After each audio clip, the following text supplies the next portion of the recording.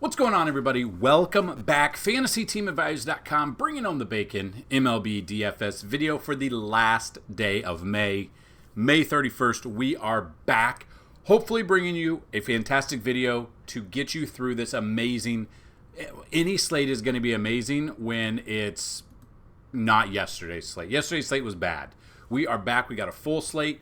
We've got 2 early games. We got 13 games on the main slate. We're ready to go. If you've never been here before, you're in for a treat. We do things a little bit differently. We go through every single game. We look at all of the pitching. We look at everything. So, questions, comments, concerns, get those down below. In the description of this video is not only the article that coincides with this. So, again, this video is a little bit longer than maybe what you're used to. If you're just looking for a certain amount of plays at each position, in the link in the description is today's article, which will show you some of the plays that we like, the pitchers we like, and the batters at each position that we like. So you can go check that out.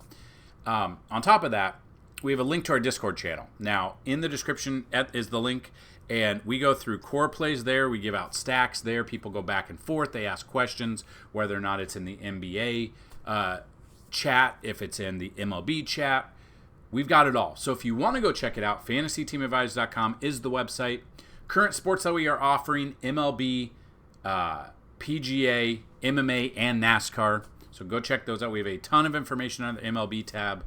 As you can see, we have cheat sheets, Vegas odds, batter splits. We've got it all. Under the PGA, it's already started for this week, so we're out of there. MMA is on Saturday, so we're chock full of stuff. If you've got questions, check it out. FTA Plus is only $10 for a week or $30 for a month, so definitely go check that out. But if you are new to the channel, we do have 2 giveaways every single day. 2 giveaways. Somewhere in this video, there will be a keyword that I'll give you, and you need to leave that as a comment. So be on the lookout for that keyword, and if you put that in tomorrow's video, we pick the winner using that keyword, you will win a free week of FTA Plus.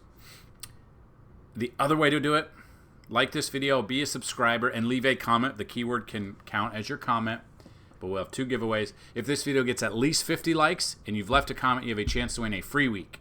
100 likes is a chance at a free month. 150 likes is a chance at a $200 free year.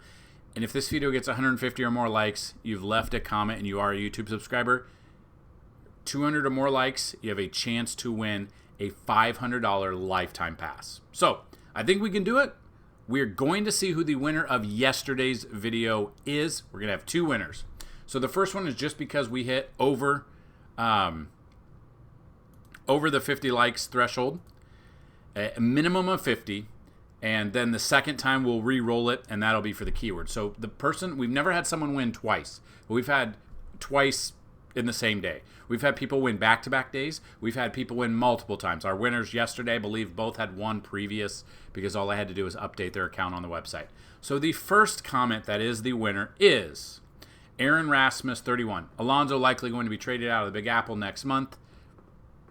You know, as long as he's not hurt, I definitely could see that. So congratulations, Aaron. Like this, and then email me, dfshelp1@gmail.com. I think you have an account on the site. If you do, let me know your username on the site, and we will get you set up for your free pass. If you do not already have an account, let me know a username and an email that you would like to use, and we will get you set up for your free pass starting on this slate right here. So that comment did not have the keyword, and we're going to run. Even if it did, we'd run it again. So we're running it again until we get the keyword, which was Jorge, because that was, Bob Billy 88. Bob Billy, I believe, just won last week, so congratulations. Jorge didn't lie was the question, or Jorge was the keyword, and congratulations, Bob Billy. Let me know you saw this and email me your username, and we'll get you set up for that free week on top of it. So it's that easy. Just come back tomorrow. My suggestion, subscribe, hit the bell notification so you can get your comment in quickly, because sometimes we have to film these a little bit earlier than we would like. So if you find the video a little bit later in the day, maybe your comment is not in there. So bell notification when you know exactly when these videos go live. So like I said, we've changed a lot of things. We've added chapters to the videos. We take a lot of feedback. So if there's things you would like to see in these videos, comment those down below. I would love to hear it. We give out a ton of free information, but we we save some for FTA Plus, but I'm trying to make you a better DFS player. If this video is all you need and you can go on and you can become a better DFS player, that is awesome. If you do need a little bit more help, check out our Discord. Go check out the website.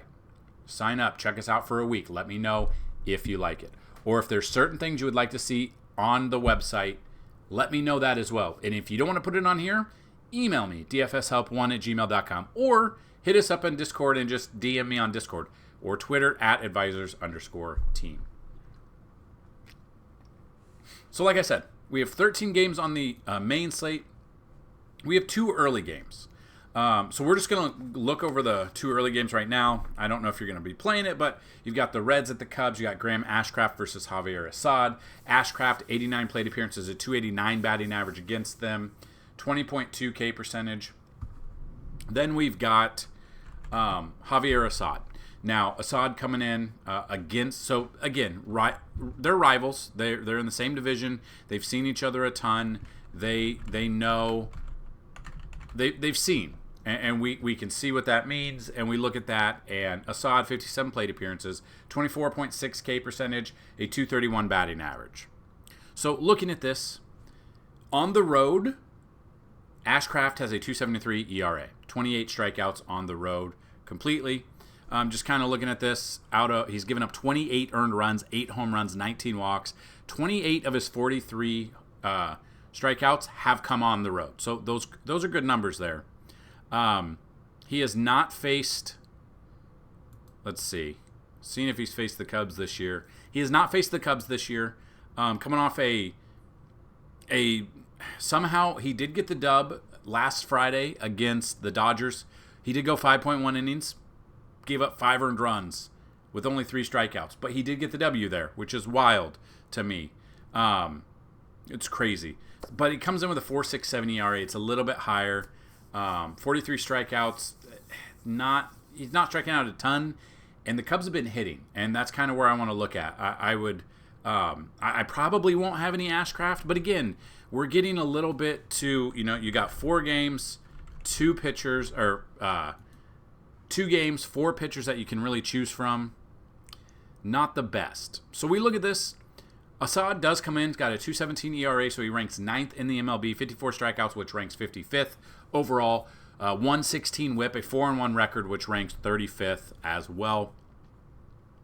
His last 7 days, though, he's pitched 1. He's coming off a bad start, which, pitchers are bound to have bad starts. In that game, 5 innings and that was Sunday, 5 innings against the Cardinals, 4 earned runs there.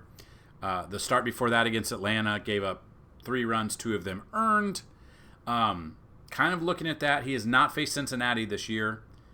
I would lean a little bit more towards Assad, but again, FanDuel, DraftKings, depending on what you're doing. If you're doing FanDuel, obviously it's 1 pitcher. I'd probably go with Aaron Nola in that one, which we will get to. But the bats are the one that I want to look at a little bit. So Assad has been beat up a little bit, but he's got a great ERA. If you take that aside and you're just looking at the Cincinnati bats that you want to look at, obviously Elly De La Cruz is there. De La Cruz is very expensive. Gets on base, steals bases. This is Wrigley. The ball can fly out of here. Depending on how the weather is, the ball can fly out of here, which I'm okay with.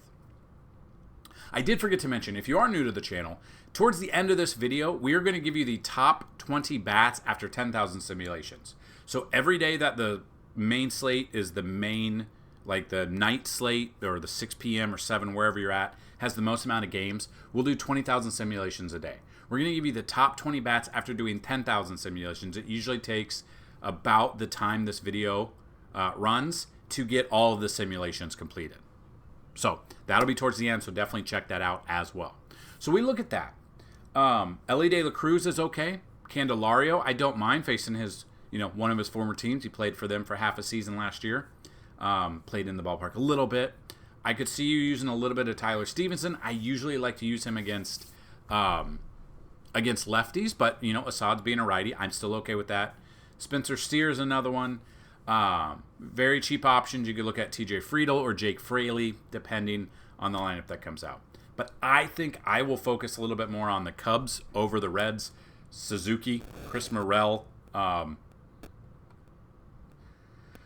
Mike Tauchman if he's leading off. He led off on Thursday, I would look at him. I would look at Cody Bellinger.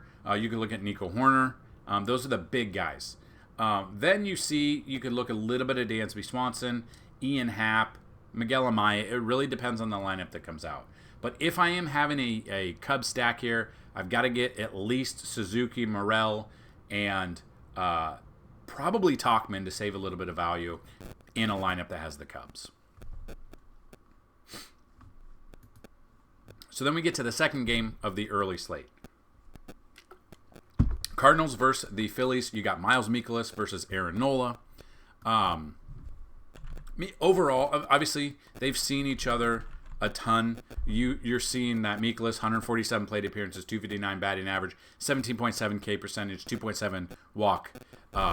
Then Nola's a stud, we know that. 141 plate appearances, 177 batting average, 25.5 K percentage there. So we look at this. Mikolas has a 5.64 ERA. Elevated ERA. Going on the road, I do not trust that. Coming off a game against the Cubs on Saturday, 3 earned runs in that game, did not get a decision. Has not had a decision since May 12th. So we look at that. It's been a couple of weeks since this will be his third start since the decision. He has faced Philly once this year. That was back on April 28th. 6.2 innings, 2 earned runs, 3 strikeouts. So very low strikeout there. Did lower his ERA from 6.10 to 4.76, which is good.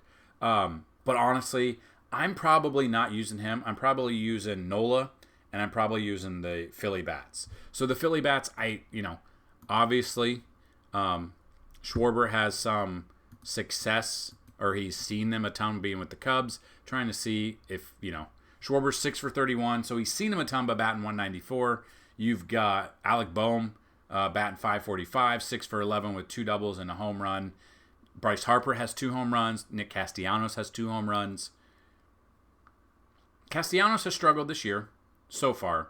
192 batting average against Mikolas as well. So I would be looking at some of these Philly bats. I think I'd rather focus on a Philly stack. Some form of Schwarber, Harper, Alec Boehm. You can mix and match. Whit Merrifield would be a cheap option. Johan Rojas would be a cheap option. Brandon Marsh could be a cheap option. He's 4 for 8 with a home run against him. A lefty-righty matchup here. I don't mind them. You're going to have to, if you want to afford Harper and Boehm just by themselves, you're going to have to get a Brandon Marsh in there if he starts. You're going to have to get a Whit Merrifield if he starts. I don't know if he will. It's kind of how I would go. I would focus on Nola. He's going to be the most expensive. He's going to be the most owned in this four-pitcher slate here. I completely understand that. But you need an SP2 as well. So maybe an Aaron Nola and Javier Assad. You could see this. But I do like the Phillies as a stack here. Kind of where I would go in this situation. So that does bring us to the main slate. We've got Tampa Bay at the Baltimore Orioles. We got Aaron Savale versus Albert Suarez. So Suarez coming in, I believe he took the place of John Means, who got hurt. I think so. So he's never faced the Tampa Bay Rays before. The Rays, they did put up some runs against Oakland on Thursday. I get that, but again, the Rays have been bad this year. Savale overall for 41 plate appearance, 375. Honestly, looking at these numbers, I mean, we could dig in just a little bit, but you come down here, and we've got Suarez here, 153 ERA, 2-0 record. The problem is he's not going deep into games. His last start against the White Sox, 4 innings there, 0 earned runs. He's on, I think he must be on, he was in the rotation, went to the bullpen, then he might be on a pitch count. This is one where I don't know. I don't think I can pay $7,600 or whatever he is on FanDuel for 4 innings, maybe 3. We don't know. He's just up and down. I don't know if he's stretched out enough to warrant anything. Maybe he gets in a little bit of trouble, gets two batters on, and they pull him because he's, not being effective. Probably not using him, but I would use Baltimore bats. We can look at kind of just looking at Savale here. 7,200, 5.72 ERA. Splits-wise has not faced Baltimore this year. Pitching on the road has a 7.40 ERA. I would still look at Baltimore bats. Obviously, the entire lineup for Baltimore basically are in play. You find a little bit of value in a Jorge Mateo, Santander, Mullins. But again, pretty much a Baltimore stack against Savale. I'm okay with that. Struggled overall in the season. Really bad on the road in Baltimore. As long as the weather's okay, I would be looking at that. And just glancing over the weather, maybe some rain in Kansas City, and that might be the only weather. We might, by the time this video, or by the time the slate comes, we might be good with no weather. So looking at that, I don't mind it. I am definitely looking at Baltimore as a stack. I am not looking at Savale, and I'm not paying that much for Suarez, who might not even go 5 innings. Then we got the Pirates at the Blue Jays next. To be announced for the Pirates versus Jose Barrios. So let's just see. Sometimes we do get it. It might be Bailey Falter. He last pitched. When was that? The 24th. So, and that was against Atlanta. Went 7.1 innings. Went deep into the games there. Back-to-back 18.3 fantasy point performances. 6,700. It should be him. It might not. Now, on paper, Toronto's supposed to smash lefties.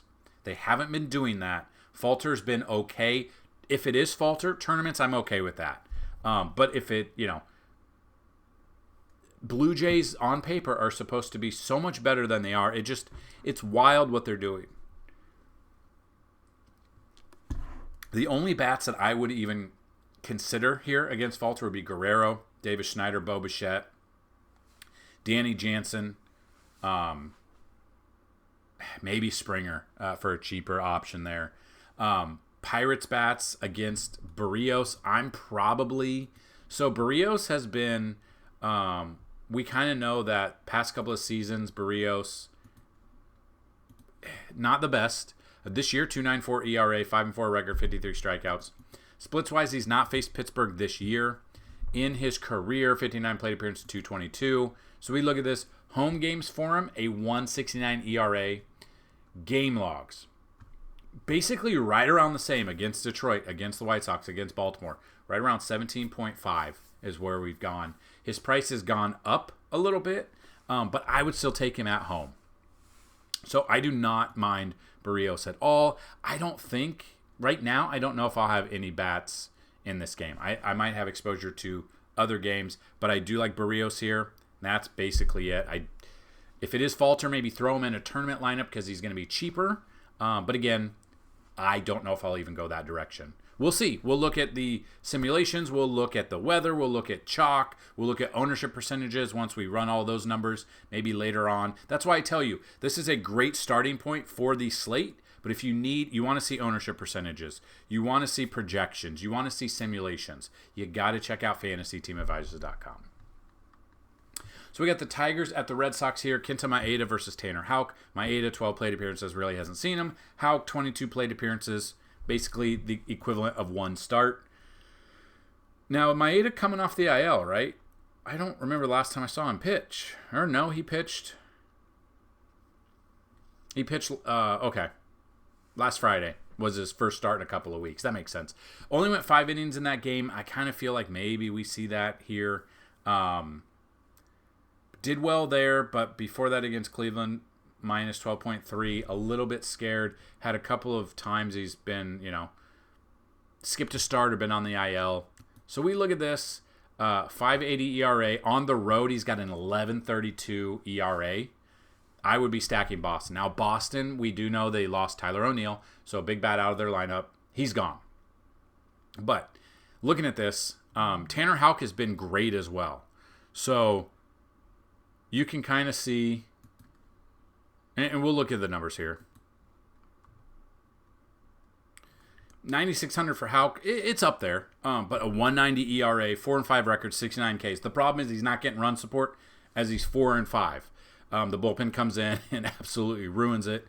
Splits-wise, at home, a 2.25 ERA. He has been better on the road in one more start, but at home, he's still averaging 21.2 fantasy points, which at 9,600, we're looking right about, 2.5 times to 3 times value. So right in that range is kind of what we're looking at here.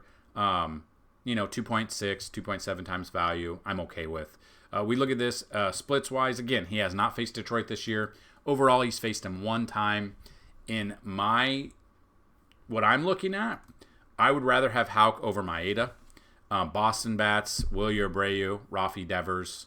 I don't know if I'll have much exposure to this offense, but you could look at them.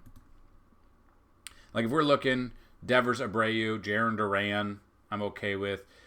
Cheap options, Dom Smith or Vaughn Grissom or Rafaela. You maybe want to go a little bit cheaper, David Hamilton. It really depends on the lineup that comes out, but I'm more focused on Houck over any of the bats in this game. I don't trust Maeda. I'm not going to have him. Could he have a good game? Yes, he could have a good game. I'm going to let you know now. We are different than other DFS channels out there. What I mean by that is I will let you know when I'm wrong. So maybe Maeda has a fantastic game, and next time he starts, we'll go over it and look at it. I do not trust him. I will not put my money in it. I don't want to tell you guys what to do with your money, but I am not going to be playing Maeda. Nationals at the Guardians is next. They had the day off. Jose Ramirez and Josh Naylor have been absolutely on fire. Patrick Corbin, in his career, 39 plate appearances, 158 batting average. So, those numbers overall look great. And Patrick Corbin's had it needs to be studied how his fall off. 5,400. What I'll say is if you're into making, like 20, 30 lineups, you got to throw Patrick Corbin in there just in case, because he is 5,400. He allows you to do everything. He's cheaper than some of the bats. I'm assuming he's 5,400. He's cheaper than Judge, probably. Yeah. He's cheaper than Ohtani, Judge, Tucker, Soto, Tatis, Ozuna, Adolis Garcia, Riley Green, Yordan Alvarez. No, Riley Green and up. But yeah, he has fallen off so hard. It is unbelievable. He's the second lowest price pitcher on the slate, 6.12 ERA. He had a decent game against Seattle, 6 innings there, gave up only 3 earned runs, 4 strikeouts. The strikeouts are low. You always want to take batters against him. I'm looking at David Fry. I'm looking at Jose Ramirez. I'm looking at Josh Naylor. I'm looking at Jimenez, Gabriel Arias. Like the first 3 I would look at. Bo Naylor's another one. You got to get it. If you are making a stack, it has to include Naylor, Ramirez, and David Fry. I do not trust Patrick Corbin. I will have him if I make multiple lineups, and because he's so cheap, I would look at that. But he's so bad. He's bad. Then you got Tanner Bibby coming in. He's 9,400 against Washington. Splits-wise, he has not faced him this year. Pitching at home, he's got a 6.23 ERA, so it is a little bit up there at home. We did use him against Minnesota 2 starts ago, 26.8. Couple of down games here against some of these teams. Angels, he did okay. Obviously, we'd love to see 20-plus out of him, especially at 9,400. I will use him a little bit, but I am more focused in this game on the batters over the pitchers. I don't want anything to do with Washington bats at the moment. If I were to look at him, maybe Lane Thomas, C.J. Abrams, maybe Kyber Uriz if he's in there, Eddie Rosario. But I'm more focused on the Guardians as a stack over anything else. Then we got the Diamondbacks at the Mets. You got Jordan Montgomery versus 2 former teammates facing off. In a pitcher's park, Montgomery with a 2.27 ERA against them. Severino, 2.07 batting average against him, against the Diamondbacks, in a massive pitcher's park. So, Montgomery, and they're right next to each other in price. Montgomery, 4.69 ERA, so a little bit elevated. Game log, though, 15.5 here against Miami. Honestly, at that price, I don't know if you take down a tournament with those fantasy points. Splits-wise, on the road, he's got a better ERA on the road. It is a pitcher's park. I will have some exposure to Montgomery because the Mets are very bad this year, and they're metting very hard. We all know this. We've seen it. Jorge even said the Mets suck, pretty much. But I would look at Jordan Montgomery there. And then you got Sevy. Sevy comes in, 3.22 ERA, 50 strikeouts. Game logs coming off a fantastic start against San Francisco. 7 innings in that game, 1 earned run. 6 strikeouts, one of his best starts. Has not faced Arizona this year. Pitching at home, he does have a better ERA at home. This could be a low-scoring game. I like both pitchers. I think probably Sevy's more of your tournament option and Montgomery is more of your cash option. At the moment, I don't want anything to do with the bats. I would rather just have pitching. I'll have exposure to both sides here, but no bats jump out to me. Again, later on, if the bats do jump out, we'll have them either in the simulations or they will be on our cheat sheet with FTA+. Then you got the Rangers at the Marlins. You got Jose Urena versus Sixto Sanchez. Urena for 29 plate appearances, 478. Not good numbers. Sanchez has never faced them before. Come down here. Urena at 6,200. 3.53 ERA. Has not faced Miami this year. Pitching on the road, he's got a 5.40 ERA. I'm probably not using him. Game log wise, coming off a couple of good starts here. His price is pretty okay at that price. Tournaments, I could see you throw him in tournaments. But his ERA on the road has been bad. It scares me a little bit. And then Sixto Sanchez here at 5,700, game 6.25 ERA. Really hasn't done much. Had an okay game against Detroit. Has not faced Texas. I would rather look at the bats in this one. I'm more focused on Texas bats over Miami, but we'll look at both sides. Texas bats, Corey Seager's been absolutely on fire right now. Seems like he's hitting a home run almost every single night. Love me some Corey Seager. I love Jonah Heim. I will look at a Texas stack here. Seager, Heim. You could look at Nate Lowe a little bit. You could look at possibly Travis Jankowski if he's in there. Wyatt Langford, I don't mind. Nate Lowe would be another one. Go a little bit cheaper, an Ezekiel Duran or a Leody Taveras. I'm okay with them. Marlins bats, just because of how bad Urena has been on the road. Jesus Sanchez, Jake Berger, Jazz, Josh Bell, Brian De La Cruz, Otto Lopez maybe a little bit. I'm okay with that. Probably not going to have either of these pitchers. Don't trust them enough. I'd rather have the bats. I'm more focused on Texas bats, but you could sprinkle in some Miami bats because Urena, it's not the best pitcher. Miami can put up some runs, and being in weather not being a concern, it just feels like one of those days where Miami might put up a ton of runs. You got JP Sears versus to be announced for the Braves. Sears has good numbers in 32 plate appearances, 138 batting average against them. I don't know if I trust that. Where's he at? Historically, this year and last year and a couple of years, we like to take the Braves against a lefty pitcher. Sears has a 3.88 ERA. Splits-wise, he has not faced Atlanta this year. Pitching on the road, he's got a 4.28 ERA, so an elevated ERA compared to his home and away splits there. Good game against Houston, but not good game against Kansas City, Houston, or Texas there. Did have a good game against Miami. I'm not going to be using Sears, and just seeing who they think Atlanta will be pitching. Reynaldo Lopez, he was supposed to pitch Thursday. So he was on 4 days rest. He last pitched on Saturday. They thought he was going to pitch on Thursday, but he did not. Tournament-wise, I'm okay with Reynaldo Lopez here against Oakland. We know Oakland can put up some runs. They did it in the series with Tampa Bay. But I would look at Lopez here at 8,600 I'm okay with. But my main focus would be the bats for Atlanta. Now, the bats I'd be looking at, you want Marcell Ozuna mashes lefties. Adam Duvall normally mashes lefties if he's in there. Austin Riley. Travis d'Arnaud is a god amongst men at the catcher position against lefties normally. He would be in there. Ozzie Albies being a switch hitter. They did just sign Ramon Laureano. I think it was a minor league, so I don't think he'll be up, but maybe they call him up for this game, and he comes into this game against his former team and mashes because he's got a great arm. His bat's looking a little I don't know if he'll be in, but if Laureano does get called up, depending when you watch this video, maybe he already has.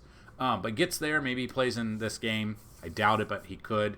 Would be a very cheap option you could look in this lineup. So I really don't want anything to do with the A's. I'm looking at the Braves bats, and I'll look at a little bit of Reynaldo Lopez. Probably tournament only. I don't know if I trust him enough in cash, but I'll have some exposure. Minimal, but some exposure to Reynaldo Lopez here. Then we got the Padres at the Royals. You got Dylan Cease versus Michael Wacha. Now, weather is a concern here, but it is a pitcher's park. Overall, 106 plate appearances for Cease, 286 batting average. Obviously, they have seen him a ton because he was with the White Sox. He was in the same division as them. So if we just look at like BVP, if anyone jumps out, and maybe, we see anything. Salvy Perez, 7 for 32 with a home run.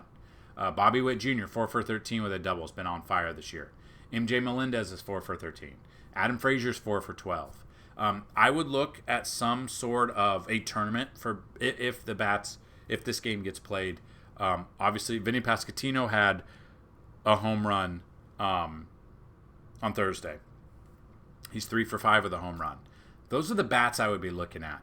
And the flip side of that, depends what we've got. But we've got Dylan Cease here. He's gonna be expensive, 9,800. The problem is last game, 20.2 fantasy points, gave up 4 earned runs in 6.2 innings against the Yankees, and lost 4-1. He had absolutely no run support for him. But he had 9 strikeouts. Again, he gets strikeouts. He is getting people. He's striking people out. He's 9,800 though against Kansas City. He's one of the hottest hitting teams this year, which is wild to say. He has been better on the road though, and it's a pitcher's park. It'll all be dependent on the weather. That is the thing. Then we got Michael Wacha. Looking at Michael Wacha here, 7,100. We did not use him in his last start. He did well against Tampa Bay. 6 innings, 2 earned runs, 7 Ks. Pitching at home, his splits, it's not very good. He's got 4.31 ERA. I kind of would look at San Diego bats here too. So a little bit of Dylan Cease, but I think I'd rather go with bats on both sides. If we look at San Diego, obviously Machado and Tatis are the top 2. You've got Ha-Sung Kim, Jake Cronenworth you could look at, depending on who's out there. Luis Arraez could be another one there too. But again, keep your eye on the weather for this one. That is something I need to look at. But that's kind of where I'm thinking. I won't have any exposure to Wacha. I have a little bit of exposure to Cease, but I'll have exposure to both sides offenses-wise. Then you got the Twins at the Astros. The Astros have kind of been hitting a little bit lately, and Pablo Lopez has been struggling. Overall, Blanco, I would take Ronel Blanco here. He did his suspension, came back. He is the most expensive pitcher on this slate, which is wild. 10,100. He's got a 1.99 ERA, 5-0 record, 51 strikeouts. Splits-wise, he has not faced Minnesota this year, but pitching at home, 1.88 ERA with 22 strikeouts, 22 of his 51 at home. Coming off a good game against Oakland, and then people are going to see this, and he had a bad game against Oakland. That's when he got kicked out for cheating. 11.8 fantasy points is what he got there. He's had some great games here. He had a pretty decent game in Colorado. I would take Blanco. He is expensive, though. That's one where you maybe make a lineup with Blanco, and then you come down and maybe throw in a Patrick Corbin just because he's so cheap, or maybe Bailey Falter if he is, in fact, the pitcher going in there. Bats-wise. And then we look at Lopez. So, Lopez... Where's he at? Did I miss him? Pablo Lopez comes in, 5.25 ERA. He has struggled lately. 3 straight starts against the Yankees. Struggled 7 earned runs against Washington. 6 earned runs against Texas. He's been bad lately. I'd look at Blanco, and I'd look at some of these Houston bats. Jordan, they said, is going to be playing a little bit more outfield, so we'll see if that brings his bat to life a little bit more. Kyle Tucker's vying for MVP of the AL right now. You would look at him. You look at Altuve, cheaper options. You could look at a little bit of Jake Myers or McCormick. Is McCormick in? Yeah. So McCormick's back off the IL. That would be another one you could look at. I won't have any exposure to Pablo Lopez, and I won't have any exposure to the Twins bats. I'd rather look at Ronel Blanco and the Astros bats as the play here. I think this would be the play to go. I don't really want Minnesota at all. So the keyword is margarita. My wife, 10 years ago, when we first got together, she saw this was in my car, hand sanitizer. It's Bath & Body Works Island Margarita. Now, if Bath & Body Works, for some reason, is watching this video and you want to give me a lifetime supply, or you want to sponsor these videos, smells so good, hit me up. But She went to Bath and Body Works last weekend and saw that they had this back, and I didn't even realize I ever told her 10 years ago. Apparently, I told her that I enjoyed it, and here we are. So the keyword of the day is margarita. Get that down below so you guys can win at least a free week, if not more, depending on how many views this video gets. So that brings us to the White Sox at the Brewers. You got Eric Fetty-Wap versus Tobias Myers, or Tobias, I can't remember his last name, off of Arrested Development. That's what we'll go with. I cannot, Tobias something. Let me know if you guys if you know what I'm talking about. The White Sox are bad. We know this. Eric Fetty comes down here. He's actually 8,100. He's got a 2.80 ERA. He's actually been decent. I mean, he had a good start against Baltimore, not really against Toronto. A fantastic start against Washington. Good start against Cleveland, not so much there. He's had some really good starts. It'll depend on the lineup that Milwaukee decides to trot out there. But Fetty, for tournaments, I'm okay with 8,100. And then Tobias comes in, 4.43 ERA, 6,900. Really hasn't done much. Tournament-wise, I got to get him in there because it's the White Sox. And 9 times out of 10 this year, we have dominated using pitchers against the White Sox. You guys know this. So that's kind of where I'd go. Fetty, I think, is okay for tournaments. I think both pitchers are okay for tournaments. If you think Fetty's going to have a bad game and you want to look at some of these Milwaukee bats, William Contreras, Gary Sanchez, you can only play both of those on FanDuel. Willie Adames, Bryce Terang, Christian Yelich. You could play these guys. But I think both pitchers are tournament only, and that's pretty much it, probably. Then we got the Rockies at the Dodgers, Dakota Hudson versus Walker Buehler. I'm taking Buehler, and I'm taking the Dodgers bats. I don't want Dakota Hudson, and I do not want any of the Colorado bats, really. I would be looking at just Ohtani, Freeman. It's going to be very expensive. So I think the way to do it is, if you want to make a Dodgers stack and you want to make a tournament lineup, you got to get Patrick Corbin in there because he's so cheap. You might be able to find some value open up. We'll see. Maybe some value does open up throughout the day. But I am focused more on Walker Buehler and a Dodger stack. It's going to be very expensive, though. Obviously, Teoscar Hernandez, Mookie Betts, Freddie Freeman, Shohei, Pajes. Depends on the lineup that comes out. And again, it's a late game, so the lineups come out a little bit later. So we'll kind of have to wait on that. But I don't want anything to do with Dakota Hudson. There's a reason he's all the way at the bottom of this list on DraftKings, being 5,000. You could throw him in, 5.54 ERA. Splits has not faced the Dodgers this year. Actually has been better on the road, 3.95. You could throw Dakota Hudson in there for 5,000. And then you could go back and go like a Tobias Myers, and you could still average 4,700 per person. Or you come in and do a Patrick Corbin, then you can average 4,900 per person and go from there. Not saying that's a sound strategy to do, but you could save some money. But again, it's the Dodgers. Sometimes they've not been able to hit against certain pitchers. I don't think that's the case here, but it could be. Next game, the Angels at the Mariners. Got to be announced for the Angels versus Brian Wu. Brian Wu, 27 plate appearance, 154. Give me all the Wu. And then we're waiting on the Angels to confirm. They think it's going to be Soriano. He did last pitch on Saturday, so it makes sense that it would be him. He's had 3 straight starts, really good. 1 against Cleveland, 1 at Texas, 1 against St. Louis. And Seattle, oddly enough, strike out the most of any team in the major leagues this year. So Seattle strikes out a ton, the most of any team this year. Soriano coming off 8 strikeouts there. He's got 51. I think Soriano will be a tournament option, specifically at 7,300. That would be one where you could go like Soriano, and then you come down to Dakota Hudson as a very contrarian tournament option. Like, there are ways around this. But then Brian Wu is where I'd go. He is your cash option. I think Soriano's a tournament. Coming off not a good game against Washington, 5.9, but fantastic here, and middle of the road against Oakland. And Houston, or the Angels, so-so. Not putting up a ton of runs against the Yankees, but they did win the game Tuesday night, 4-2, I think, and then only put up 1 run on Wednesday. So, I mean, their offense is very ish, and that's kind of where I think it goes in this one. So Wu is your cash option. Soriano is your tournament option. I don't mind either of them. And I'm probably not looking at the bats, to be honest. And then the final game on the slate, it's the Yankees versus the Giants. It's to be announced versus Jordan Hicks.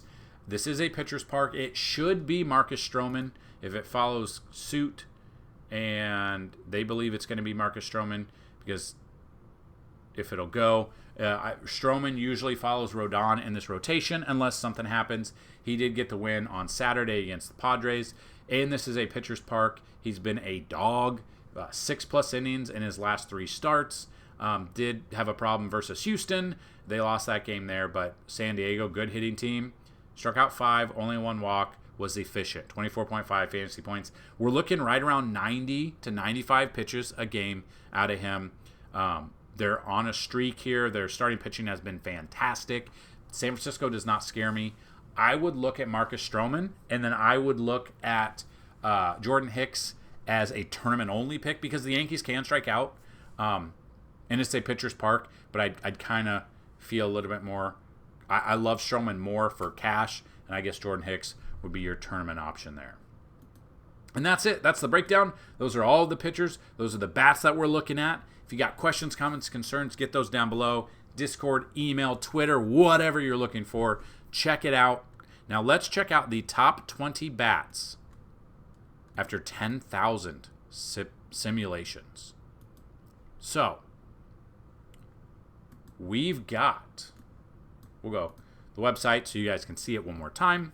These are the top 20 bats after 10,000. Shohei, number 1. Number 2 is Mookie Betts. Number 3 is Corey Seager. 4 is Gunnar Henderson. 5 is Jazz. 6, Kyle Tucker. 7, Jose Altuve.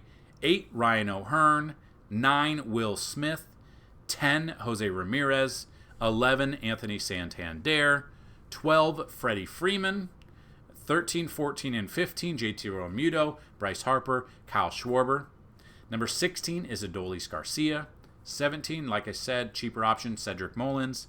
18, Leody Taveras. 19, Richie Palacios. And number 20, at the moment, Winfield Perez versus Tanner Houck. Those are the top 20 bats after 10,000 simulations. Again, about an hour or two before first pitch on the main slate, we will update the top 20 bats.